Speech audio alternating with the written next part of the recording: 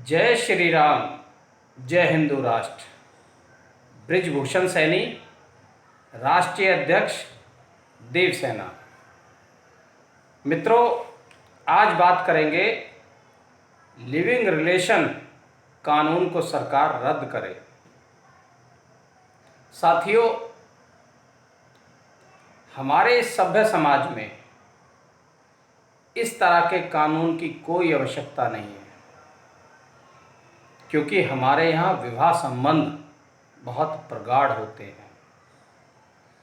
जिस स्त्री का जिस पुरुष के साथ विवाह हो जाए या जिस पुरुष का जिस स्त्री से विवाह हो, वो पूरे आजीवन उस विवाह संबंध को निभाते हैं।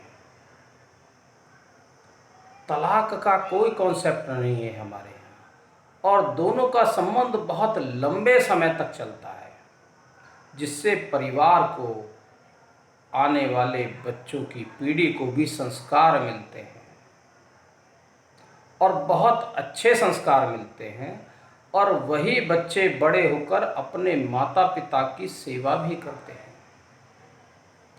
लेकिन इस देश में पश्चिमी कल्चर को बढ़ावा दिया गया है।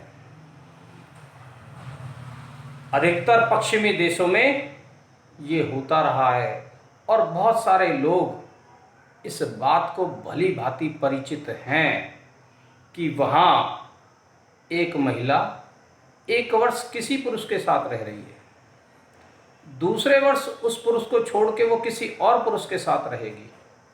तो इस तरह से वो 8-10 वर्षों में ही कई पति बदल चुकी होती है, और यही सिस्टम पुरुष का है।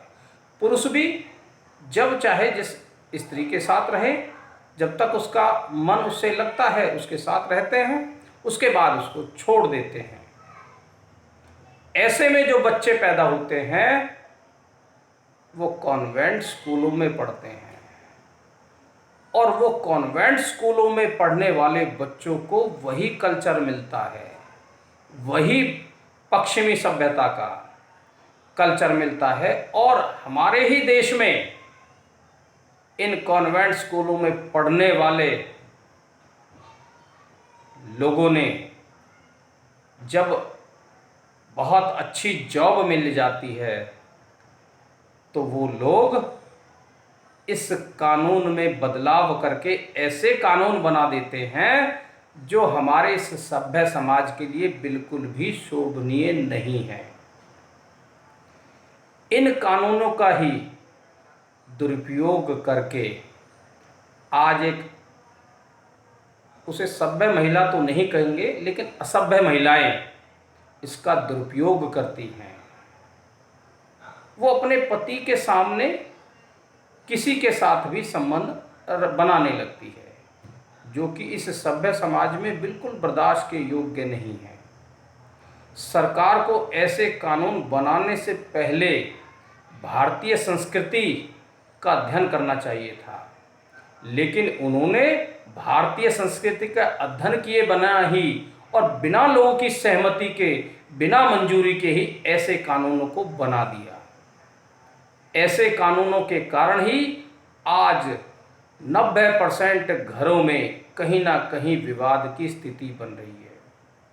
कहीं किसी पुरुष का संबंध अन्य किसी महिला के साथ बन जाते हैं, और कहीं किसी स्त्री का किसी पुरुष के साथ संबंध बन जाते हैं।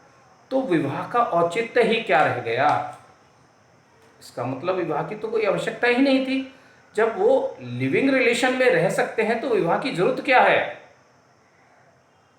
ऐसे कानून ने हमारे विवाह संबंधों का उपहास उड़ाया है, जो कि हमारे विवाह संबंध एक प्रगाढ़ और बहुत लंबे समय तक, या ये कहिए पूरे जीवन चलने वाले, आजीवन जो चलते हैं, वो संबंध हैं।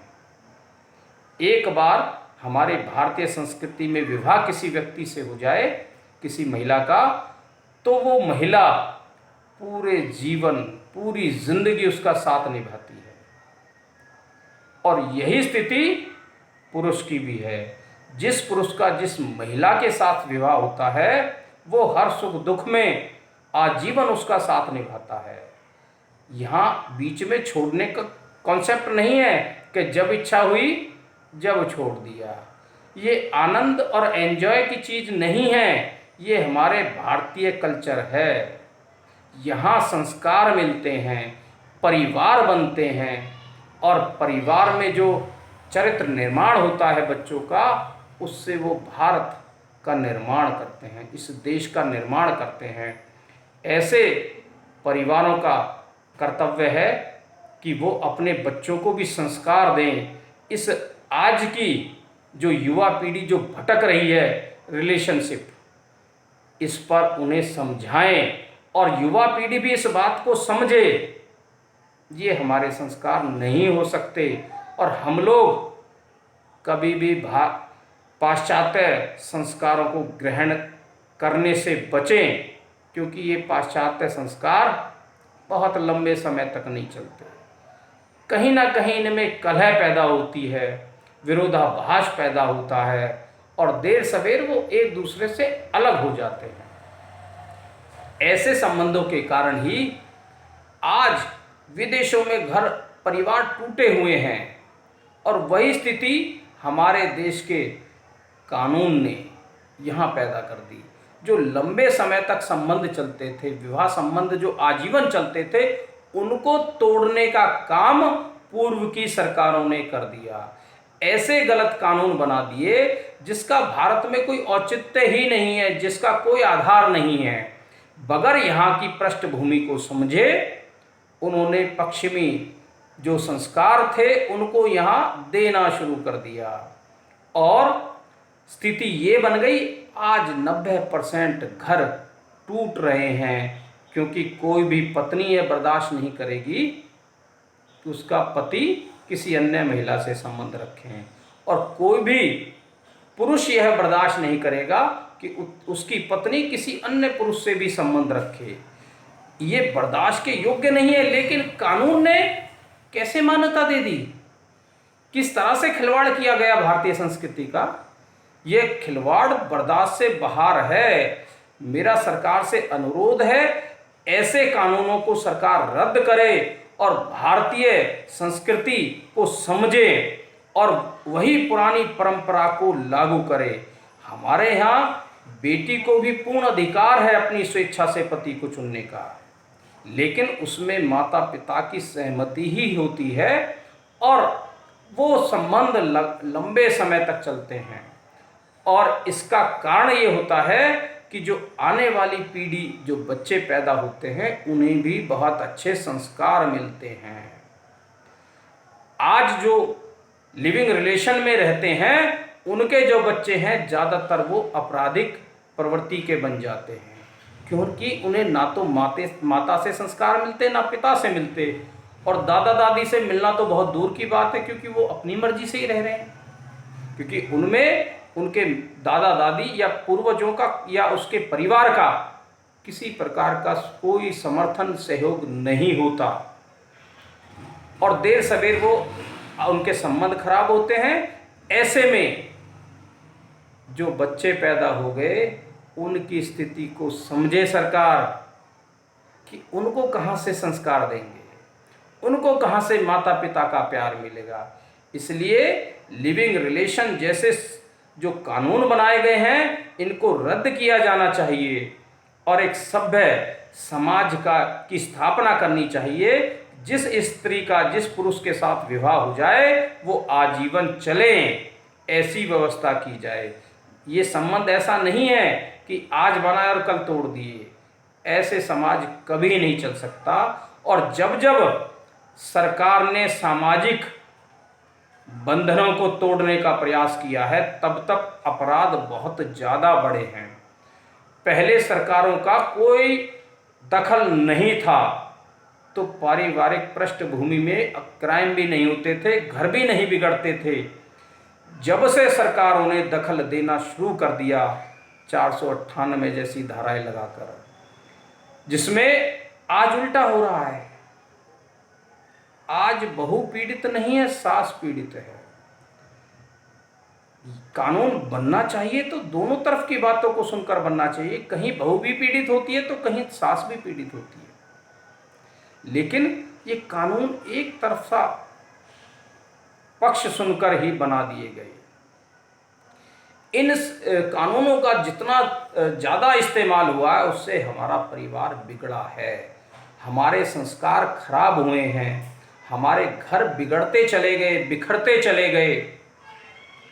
लेकिन सरकार की दखलंदाजी के कारण ही आज घर टूटे हुए हैं, आज का पति पीड़ित है और कहीं कहीं पत्नी भी पीड़ित है। यदि विवाह संबंध को सामाजिक सिस्टम के अनुरूप ही बनाए रहने दे सरकार और इसमें दखल ना करें तो बेहतर होगा, तो परिवार ज़्यादा बेहतर चलेंगे। क्योंकि हमारा सामाजिक जो सिस्टम है वो बहुत ही श्रेष्ठ है, दुनिया का सबसे श्रेष्ठ है हमारा भारतीय कल्चर, और सारी दुनिया इस बात को मानती भी है। हमारे जो सिस्टम बनाए गए, जो नियम बनाए गए, जो सिद्धांत बनाए गए, वो आज भी जो हजारों सालों से चले आ रहे हैं वो आज भी एज इट इज चल रहे हैं। और जहां सरकार ने दखल दी है, जहां ये कानून बना दिए हैं, बिखराव शुरू हो गए।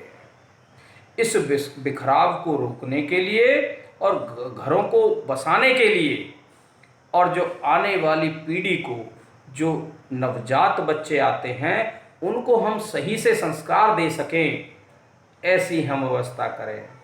तो मेरा वर्तमान सरकार से अनुरोध है, पुराने ऐसे सभी कानूनों को रद्द करें जिससे हमारे घर बिखर रहे हैं, टूट रहे हैं। हम घरों को बनाने का काम करें, परिवार को जोड़ने का काम करें, ना कि तोड़ने का। तो आप सभी का मित्रों बहुत बहुत धन्यवाद। जय हिंद, जय भारत, जय हिंदू राष्ट्र।